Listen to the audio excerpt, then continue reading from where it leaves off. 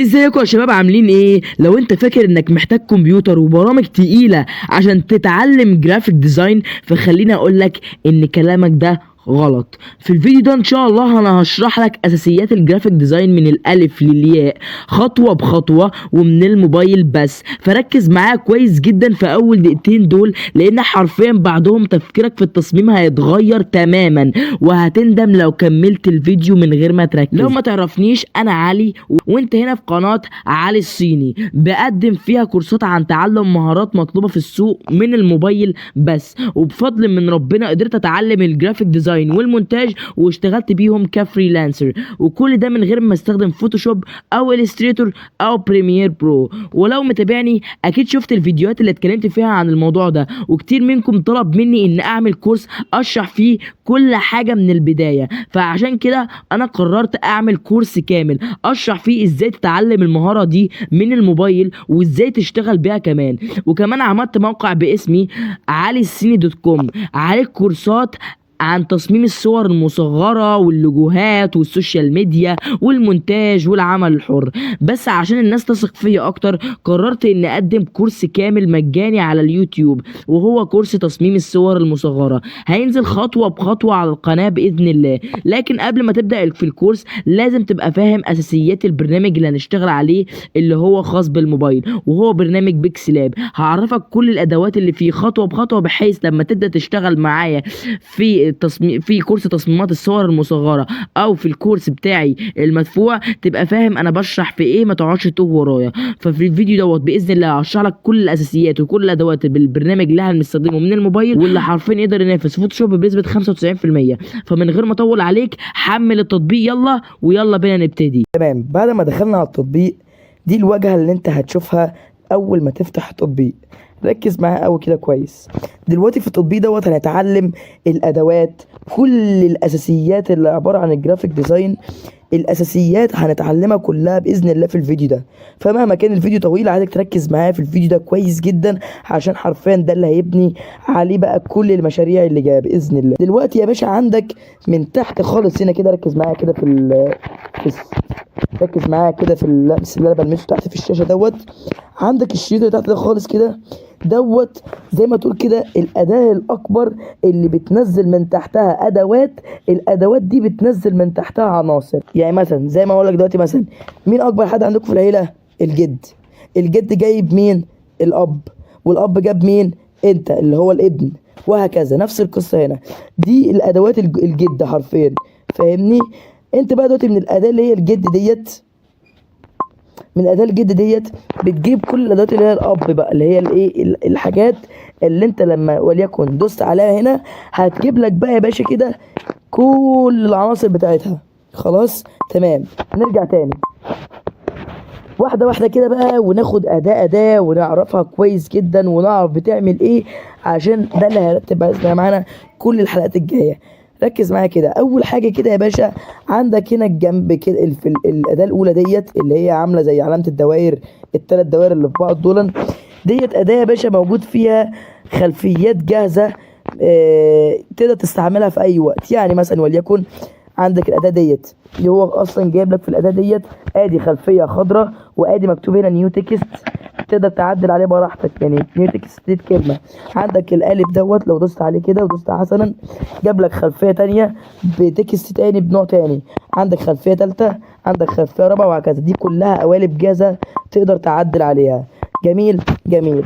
طيب هل هنحتاجها؟ لا مش محتاجينها قوي، ومش محتاجين احنا شغل القوالب ده، احنا هنبني كل حاجه من الصفر. هنخش على الاداه الثانيه. يبقى كده الاداه الاولى كده مش في حسباننا، ريح منها خالص. نخش على الاداه الثانيه. الاداه الثانيه معانا اسمها حرف الايه. تمام. ايه عباره ايه الاداه ديت؟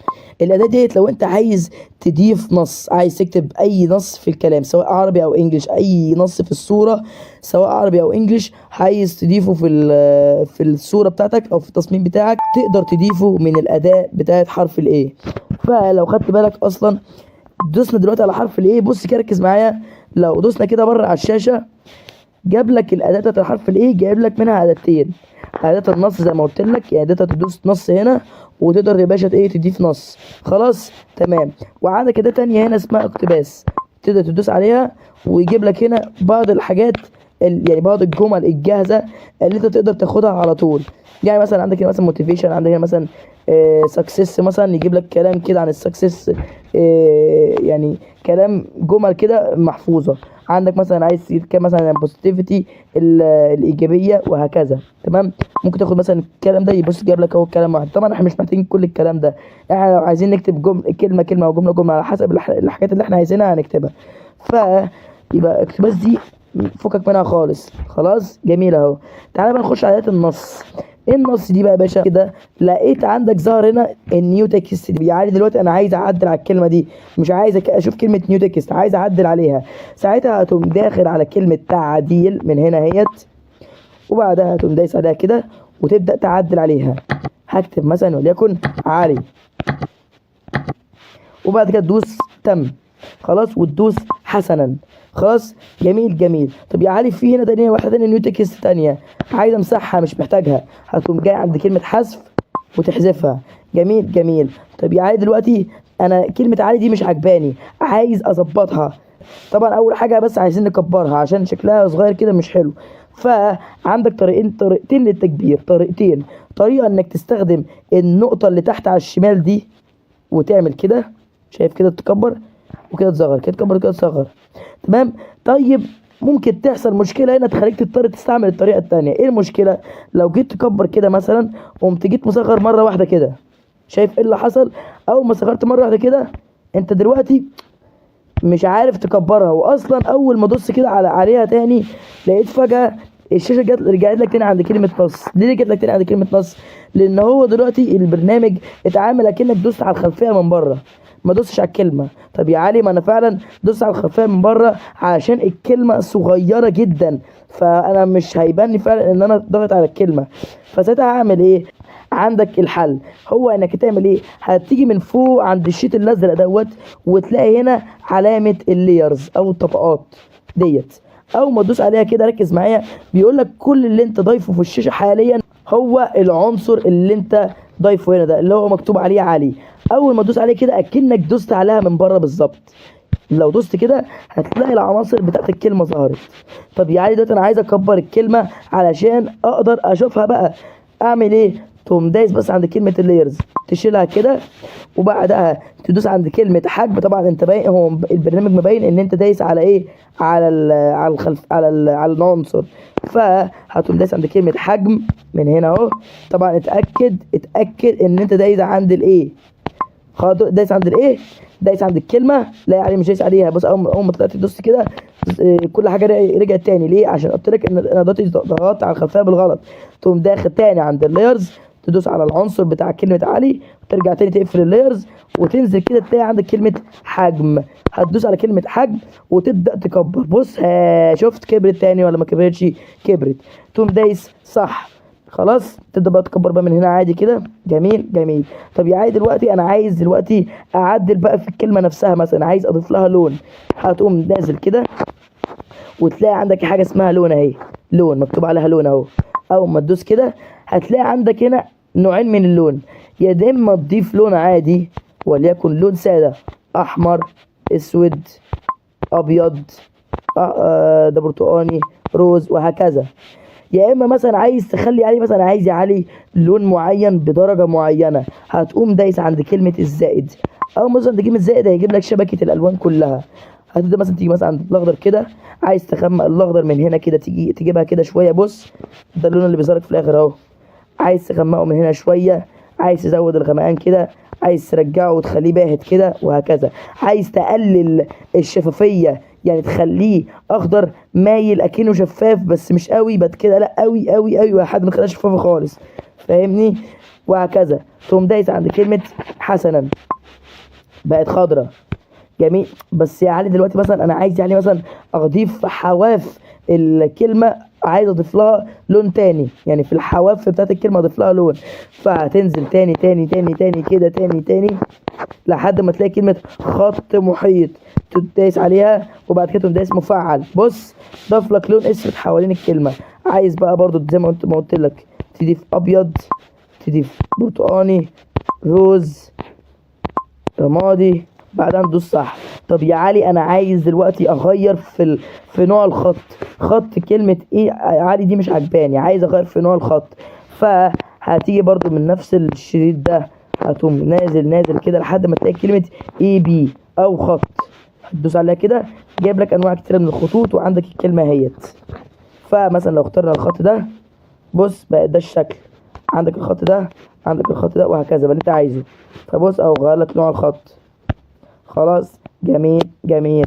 طب يا علي دلوقتي انا عايز اضيف للكلمه دي شادو ده يعني ايه؟ يعني ظل. فهتمشي كده برضو تاني لحد ما تلاقي كلمه ظل. فين اهي؟ ظل من بره وفي ظل داخلي. ظل من بره لو دوست عليها كده، شايف ضاف لك ظل. طب يا علي انا عايز ازود الظل ده اكتر، فهتمشي كده وتدوس على كلمه توهج خارجي، تدوس تاني، بص ضاف لك ظل اكتر واكتر. خلاص جميل. دوس صح. تمام. طب يا علي دلوقتي انا عايز دلوقتي اضيف نص جديد، هعمل ايه؟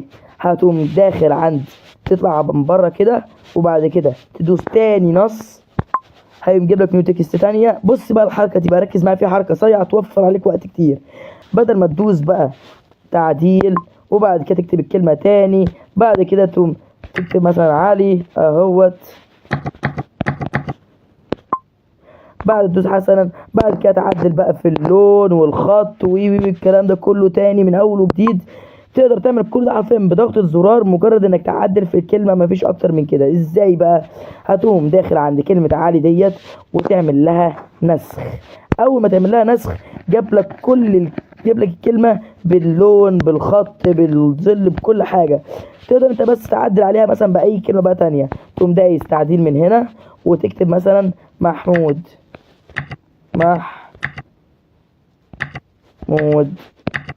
وتدوس تم حسنا.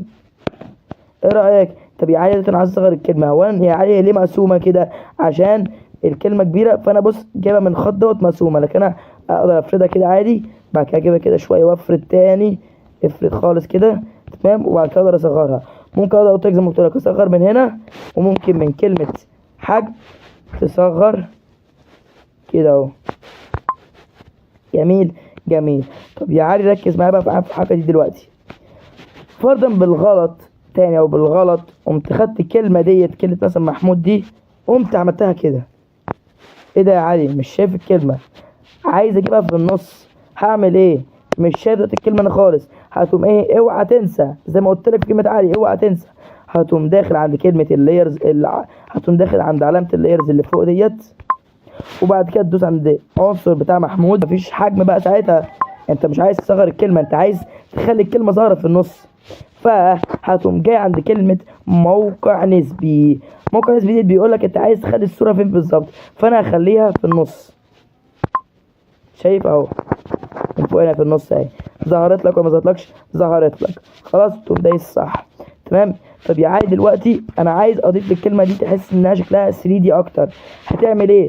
هتقوم نازل كده وتدوس عند كلمه 3 دي وتدوس مفعل. شايف ضاف لك اكن الكلمه يعني تحس ان هي فاهم يعني معموله بشكل 3 دي، اكنها لازقه في الخلفيه. ممكن تتعمق اكتر في 3 دي، تخلي مثلا العمق بتاعها كده، ممكن تخليها مائل يعني من هنا كده، فاهمني؟ تخلي العمق كده اقل كده شويه. ممكن تخليها لون معين، اخضر احمر ابيض وهكذا. تقدر تخلي الزاوية بتاعتها يمين فوق تحت وهكذا. ده بقى بالنسبة لعنصر الايه. خلاص كده طبعا انا فهمتك اكترية الحاجات اللي هتنفع معاك في عنصر الخط. عندك مثلا اداة الى الامام ديت. يعني ايه اداة الى الامام؟ يعني مثلا انا دلوقتي مثلا نجيب كلمة مثلا محمود هنا، بص محمود ظهرت ورا كلمة علي. طب هي علي انا عايز اظهرها هي اللي قدام، مش عايز اظهرها ورا، فتقوم دايس الى الامام. شايف ظهرتها قدام. طب انا عايز اخليها ورا، تقوم دايس الى الوراء. خلاص ماشي. طب هي علي كلمه موقع دي ايه الاداه بتاعت الموقع ديت؟ اداه الموقع ديت بتقول لك يا باشا عايز تجيب لي الصوره يمين شمال فوق تحت بايه، بس يعني بحركه معينه مظبوطه، سواء بطيئه او سريعه. فممكن مثلا امشي كده او كده او كده. طبعا هتقولي يعني انا عايز امشي بسرعه وانجز، هعمل ايه؟ تقوم مزود السرعه من هنا. تعمل كده.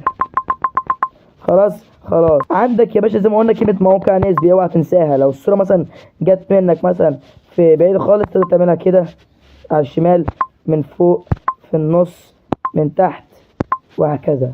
خلاص تمام. طب يا علي دلوقتي انا عايز اكبر حجم الصورة زي ما قلت لك من تي، كبر الحجم وصغر الحجم.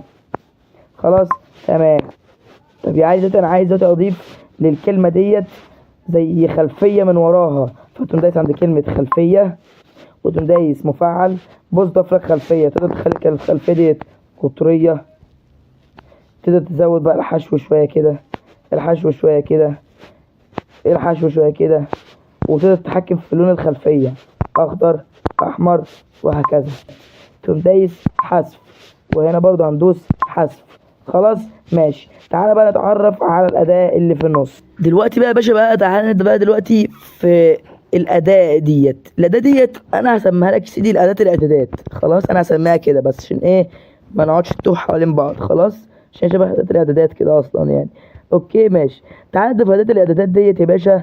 قالك في الأداة اللي في النص ديت بقى فيها حاجات كتير أوي هنتعلمها. أول حاجة يا باشا عندك كلمة اسمها ملصقات. ملصقات دي عبارة عن إيه؟ يعني عايز تحط شكل الكورة مثلا أهوت، عايز تحط الشكل دوت، بتجيب لك اشكال جاهزه كده تقدر تحطها جميله كده. بس طبعا كده مش هتفرق معانا في الجرافيك ديزاين عموما يعني، ولكن يعني سيمبل وجميله وخفيفه على الواحد يعني وخلاص. خلاص تمام ماشي. طبعا احنا يعني بنسبه كبيره مش هنستخدمها فملهاش لازمه، بس فيها حاجه واحده بس ممكن نستخدمها. ايه هي؟ لو جينا دوسنا على الموسيقات كده، بص مره واحده جاب لك ايه، جاب لك هنا زي لون ابيض كده بيشع من ورا زي الصورة دي. لو خدت بالك الصورة ديت من وراها الشخص تحس ان في ضوء كده طالع من وراه، فانا ممكن استخدمها ان انا ادوس عليها كده، وبعدها تجي لي بقى كل العناصر اللي كانت زي موجودة في الايه، كل العناصر. عايز مثلا الونها احمر اصفر وهكذا، دي هتفيدك فيها. خلاص ماشي. عايز اقلل الشفافية، عايز اديها خط محيط وهكذا. تمام. هنمسحها عشان مش محتاجينها.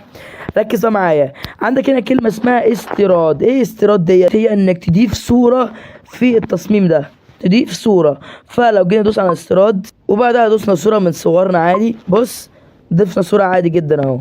خلاص كده اهو ضفنا صورة. تمام.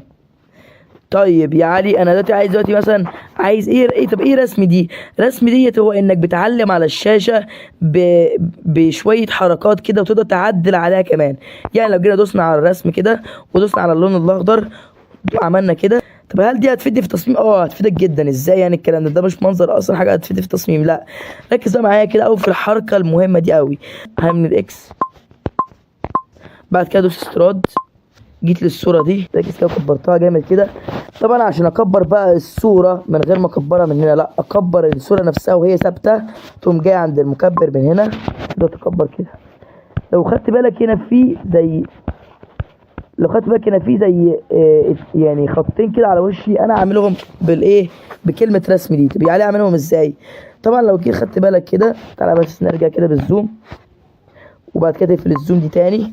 ركز معايا دلوقتي بقى. انا عايز دلوقتي اطلع بره الشكل ده، ان انا دلوقتي مليت الشكل خليته مايل للخلفيه.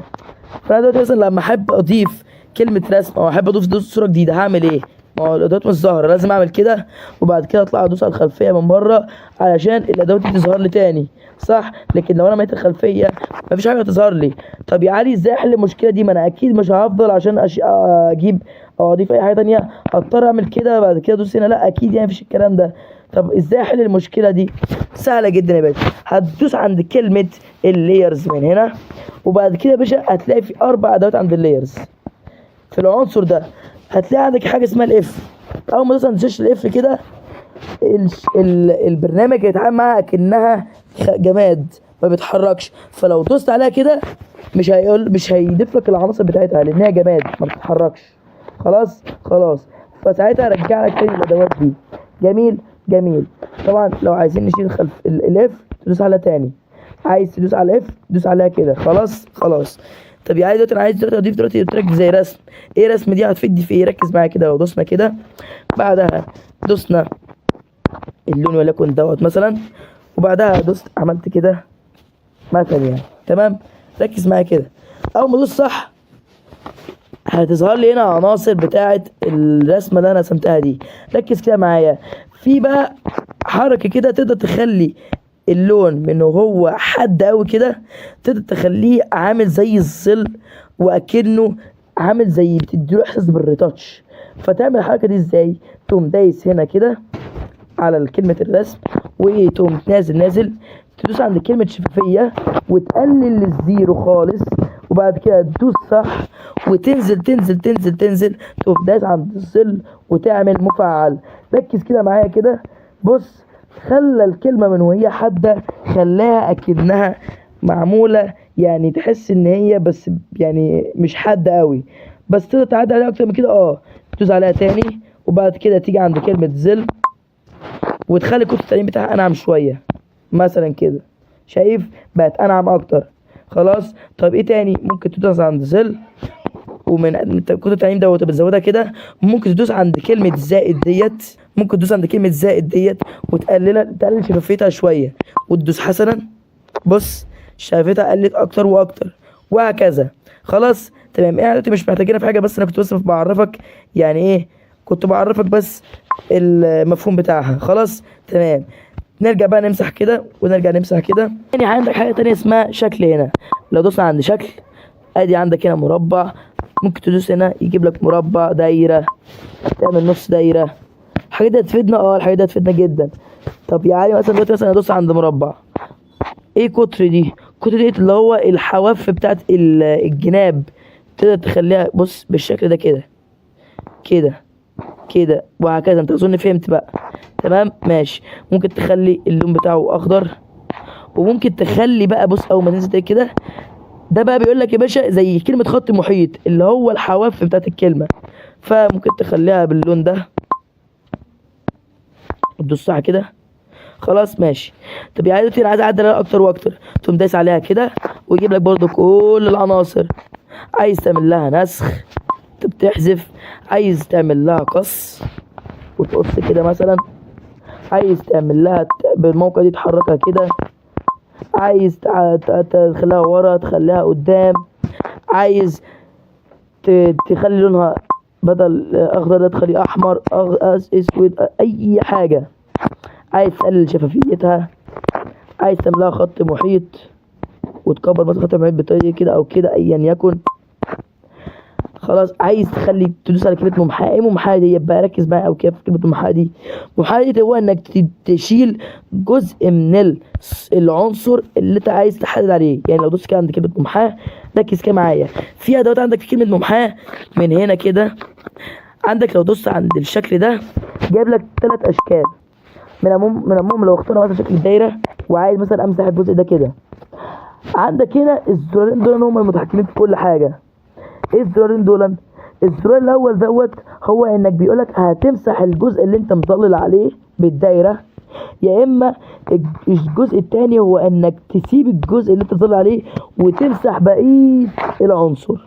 يعني لو دوست كده شايف مسح لك الجزء دوت وخلاه لك شفاف. طب لو رجعت لورا كده من هنا، ادي سهمة الرجوع، وبعد كده تدوس الغاء حسنا، وبعد كده لو دوست على الجزء التاني ده كده مسح لك كل اللي على جنب وساب لك الجزء ده، وتقوم دايس مثلا صح. تمام طبعا باين ان في نص مقطوع عشان احنا كنا دوسنا على كلمة قص. يعني لو كنا عملنا كده الدايرة كملت. طب يا علي ليه يا علي المربع ما كملش؟ ليه بس موجود نقطة الدايرة؟ عشان احنا عملنا ممحاه، ما تنساش. خلاص تعالى بقى نعمل حذف. تمام، طب ايه تاني يا علي؟ نرجع معلش كلمة تاني استراد، في حاجات تانية هعرفها لك دلوقتي. ايه هي ديت؟ لو دوسنا عند كلمة استراد ودوسنا مثلا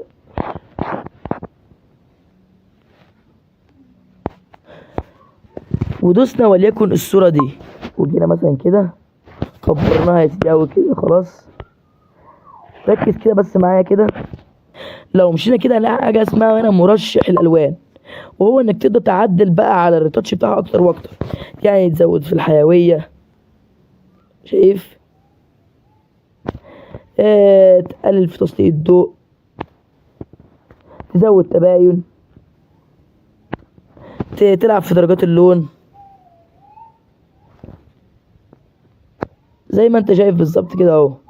خلاص كده مثلا، تيجي كده مثلا، تيجي كده مثلا، اي حاجه. خلاص تقوم ده الصح. تمام تمام. دي برضو كنت من ضمن الحاجات اللي كنت عايز اعرفك عليها مرشح لو انت عشان هنعملها وهنهتم بيها قدام كتير قوي. خلاص ماشي. نرجع بقى تاني وندوس حذف. ركز معايا بقى كويس جدا. برضو عندك هنا يا باشا البين تول، بس ديت مش هنستخدمها كتير قوي. هتقولي ازاي يا علي؟ فوتوشوب حرفيا الف ب بتستخدم بين تول، ازاي هتقولي مش هستخدم البين تول؟ ركز معايا. هنا البين تول، هنا عندنا في البرنامج في اداتين بين تول، الاداه الاولى ديت وفي الاداه الثانيه اللي هنستخدمها في معظم شغلنا. لكن الاداه الاولى دي مش هنستخدمها كتير في شغلنا. ليه مش هنستخدمها كتير؟ لان الاداه ديت بتقول لك لو انت عايز تبتكر حاجه بالبين تول. يعني لو جينا دوسنا على البيزير دي، ركز معايا كويس جدا، ظهر لك يا باشا انه نقطتين وجنبهم حبل، وظهر لك هنا 3 ادوات ب3 مربعات. ركز معايا بقى، ايه بقى بيعملوا ايه ال3 دول؟ لو دوسنا هنا كده، ده بيقول لك لو انت عايز تضيف نقطه تانية بخط تاني. فلو جينا دوسنا على اي شيء، على في اي حته في الشاشه مثلا، وليكن هنا كده، شايف ضاف لي جزء، ممكن اعمل كده ضاف لي جزء تاني، ممكن اعمل كده ضاف لي جزء تاني.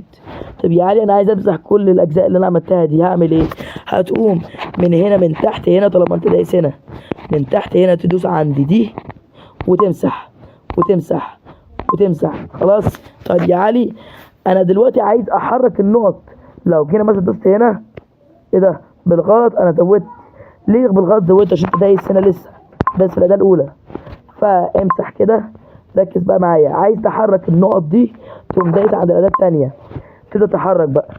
انا حاطط النقطه ديت، طب عايز احرك نقطه ثانيه، تقوم دايس عليها الاول دوسه، بعد كده تقوم محركها كده. ظهر لك منها شيد، اسمه الشيد ده اسمه هاندل. هاندل يعني بيتحكم في شكل الرسمه بتاعه البين تول. خلاص عايز تخليها كده، عايز تخليها كده، عايز تخليهم مستقيمين، تقوم جاي على الهاندل ده تجيبه في النقطه كده عند النقطه، وتجيب الهاندل ده تجيبه عند النقطه كده، انت خليتها مستقيمه شويه لحد ما. خلاص عايز تجيبها كده، عايز تجيبها كده، وهكذا. خلاص دي بتاعتك انت بقى، ايه الحركات دي. طب ايه تاني يا علي؟ قال لك بقى من تحت هنا بقى، ركز بقى، دي اللي هتفرق بقى.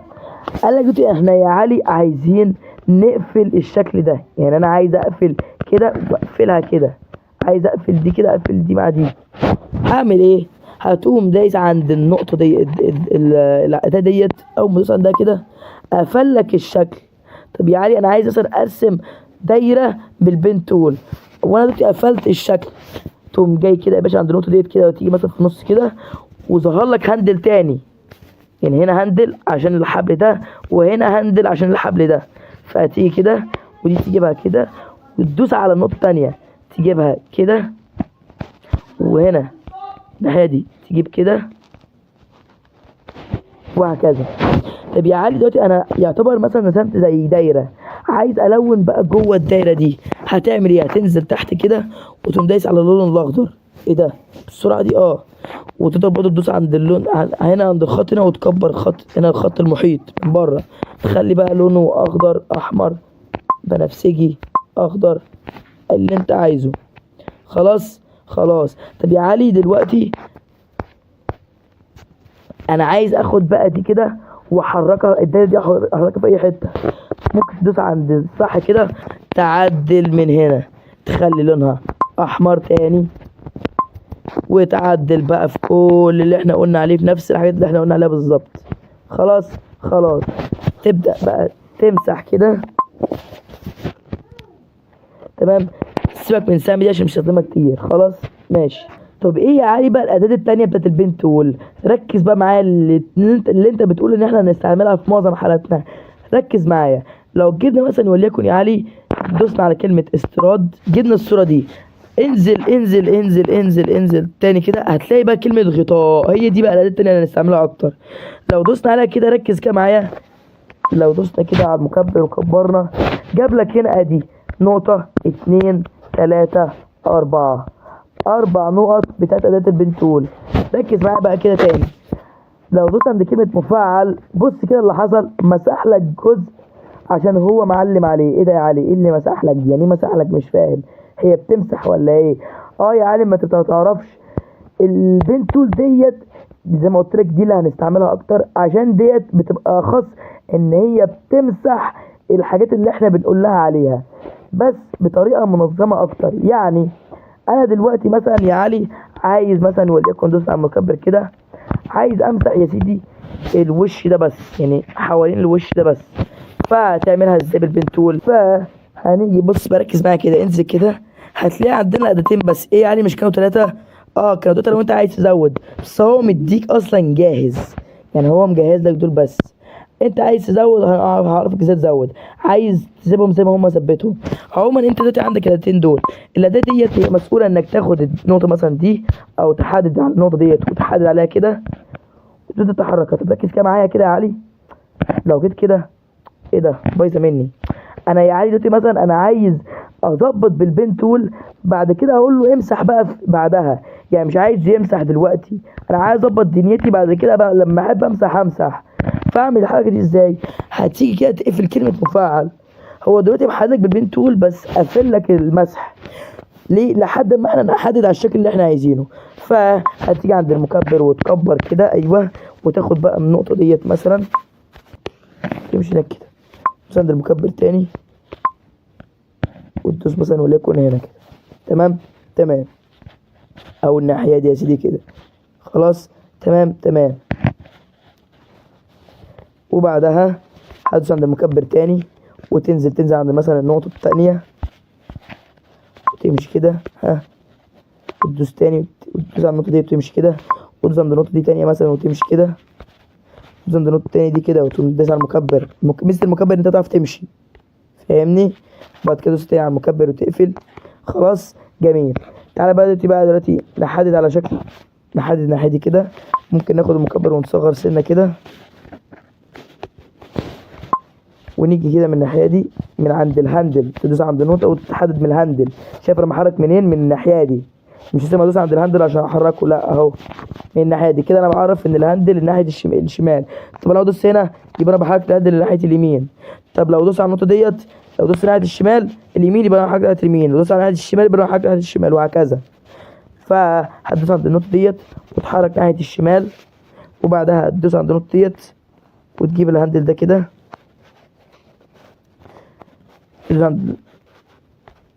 تمام. طب يا عايز دلوقتي انا عايز امسح النقطه الثانيه، يعني لو كده ادوس على المكبر كده ومشينا كده او صغرنا كده في نقطتين تانيين انا عايز امسحهم.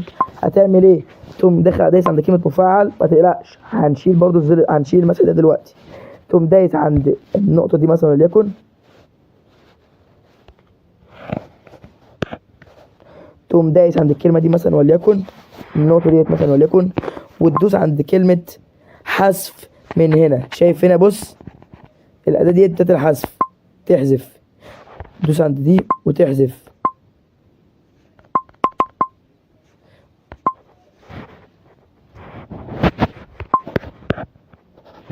تمام.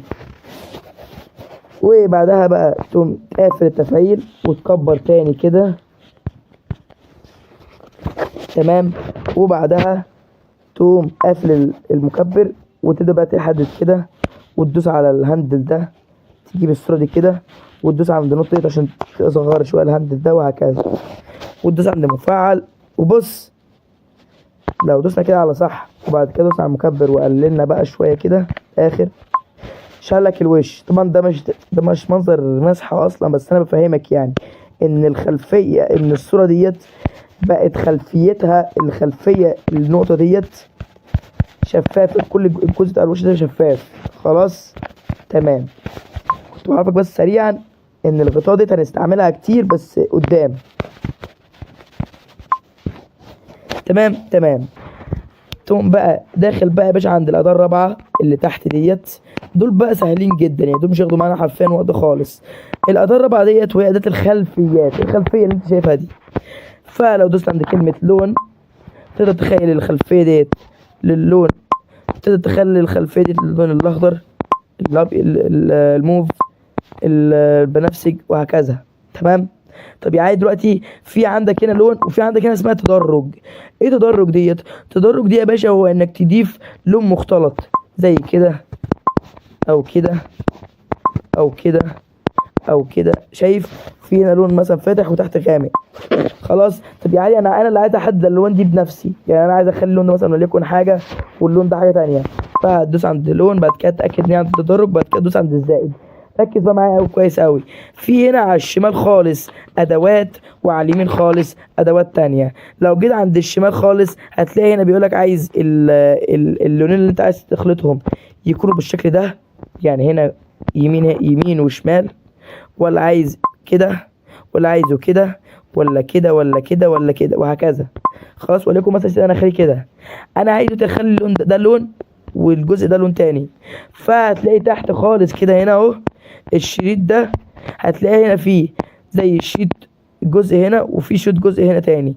لو دوس على الشريط الجزء دوت وبعد كده دوس عند اللون من هنا اهو وخليتها ازرق مثلا، تمام، ودوس عند الشريط التاني اهو ودوست عند اللون وخليتها احمر، فخليت ان الجزء ده ازرق والجزء ده احمر، وبعد كده تدوس حسنا اهوت. خلاص. تمام. ايه تاني؟ ممكن تخلي الخلفيه شفافه خالص، شفافه اهو، شفافه حرفيا. تمام. احنا بقى هنخليها تاني زي ما هي، مثلا خليها اخضر يا سيدي دلوقتي. طب يا عادي دلوقتي انا عايز اضيف انا بنفسي خلفيه على طول، يعني عايز احط كده صوره تقوم لازقه في الخلفيه، فتقوم دايس عند كلمه من المعرض. امال ايه علي الصوره دي؟ الصوره دي بيديك خلفيات جاهزه زي دي دي دي دي وهكذا. فانا مش عايز كده، انا عايز اضيف خلفيه من عندي انا، فادوس من المعرض. شايف؟ خلي خلفيه تانية يبقى ابعاد تانية، المهم ان انا ضفت هنا وخلاص. حتى بس لو دوست كده مش عارف اعدل عليها لانها خلفيه. طب ايه تاني يا علي؟ نخش بقى يا باشا على الاداه الاخيره. ايه الاداه الاخيره دي بقى؟ وهي اداه الحركات بتاعت الخلفيه بقى، يعني من تزود تباين، تسليط الضوء، درجه اللون، ايه الحيويه، الكلام الجميل ده. يعني دوست كده مثلا عند التباين، ممكن ازود تباين كده، حيويه ممكن ازود، ممكن اقلل، وهكذا. طيب يا سيدي مثلا يا علي عايز اغير في درجه اللون، تخليها كده كده، فاهمني؟ طبعا كل ما ما تقلل الحاجه جامد قوي كده يعني ما تبقاش احسن حاجه يعني. خلاص. تعمل العكس. تمام. عندك هنا حاجه اسمها هنا فيجنت، اللي هو انت بتضيف زي يعني حوالين الصوره زي ظل كده اسود كده خفيف، او على حسب اللي انت عايزه. هو شايف؟ ممكن تقلل شفته كده تزوده كده وهكذا. خلاص. تمام. طب ايه تاني يا علي؟ قال لك هنا عايز تحفظ يا سيدي مثلا الصوره، انا مثلا يا عم مثلا عملت مشروع وعايز احفظه، هعمل ايه؟ هتقوم دايس عند العلامه اللي عامله زي الطباعه دي، وتقوم دايس هنا وتقوم دايس حفظ الصوره او حفظ المشروع. طب يعني مثلا لو دوست حفظ المشروع كانت مثلا هنا مثلا وليكن احمد اي حاجه مثلا، وقمت دخلت على تطبيق تاني. بص كده ركز معايا، بيقول لك هل تريد استرجاع اخر حفظ تلقائي، يعني الحاجه اللي انت كنت شغال عليها قبل كده. ممكن ادوس حسنا وترجع لي كل حاجه تاني، او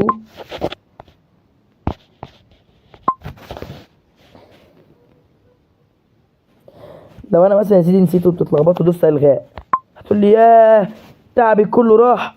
طب انا مثلا لما احب اعدل على الصوره اعمل ايه دلوقتي؟ اعدل عليها مره على طول بدل ما اقعد اعيد الصوره تاني؟ سهله يا باشا. طبعا انا بس هشيل بس النكست ديت عشان بتجيلك على طول مع التطبيق، تعمل لها حذف كده. ركز معايا في الثلاث نقط دول، ركز معايا بقى عشان ديت هتبقى في حاجات تانية. في الثلاث نقط دول ركز معايا كده، انت تحت خالص كده هتلاقي في حاجه اسمها هنا فتح ملف PIB. اول ما تدوس عليها هيظهر لك كل الحاجات اللي انت اشتغلت عليها. طبعا اشتغلت عند احمد اللي احنا لسه حافظينها، فلما ادوس عليها كده وادوس حسنا اهو المشروع ظهر لي تاني وظهر لي كل حاجه كانت فيه، والحاجات اللي انا كنت معدلها مثلا كنت بس معدل هنا مزود هنا او واحده، هنا كنت عامل ما كنتش عامل درجه لون، هنا كنت مزود تباين، كل حاجه كانت موجوده بنفس الترتيب كنت انا سايبها زي ما هي. انا عادي دلوقتي مثلا عايز اعمل الابعاد بتاعت الصوره، عايز احدد الابعاد، اعمل ايه؟ هتقوم دايس عند الثلاث نقط دول وتقوم دايس عند كلمه ابعاد الصوره وتلاقي هنا حاجه اسمها كاستوم تدوس عليها. عايز تخليها سكوير، عايز تخليها مناسبه لليوتيوب ثامبنيل اللي هي الصور المصغره، عايز تخليها مناسبه للتويتر هيدر سايز، عايز تخليها مناسبه للكفر بتاع الجوجل، عايز تخليها مناسبه الكفر بتاع الفيسبوك، وهكذا. وعندك هنا تقول تغيره براحتك، هنا عرض تغيره براحتك، مثلا تدوس حسن، وهكذا. خلاص تمام. ده كان كل ما يخص التطبيق من شرح الأساسيات. والسلام عليكم ورحمة الله وبركاته.